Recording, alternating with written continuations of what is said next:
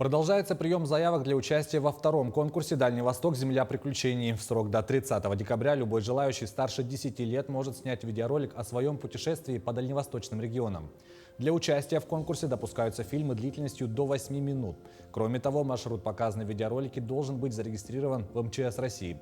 Отмечу, что выявление победителей будет проводиться по нескольким номинациям – пешее, водное и зимнее путешествие. Результаты конкурса подведут в феврале следующего года.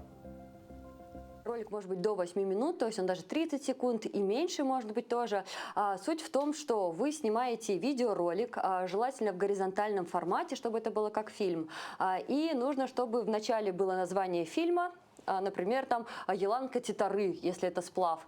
Вот. И в конце должно быть, кто принимал участие в этом фильме. Мы там описываем наш маршрут, сколько он по километражу был, сколько он дней занимал. Также очень важно приложить справку о том, что вы подавались в МЧС.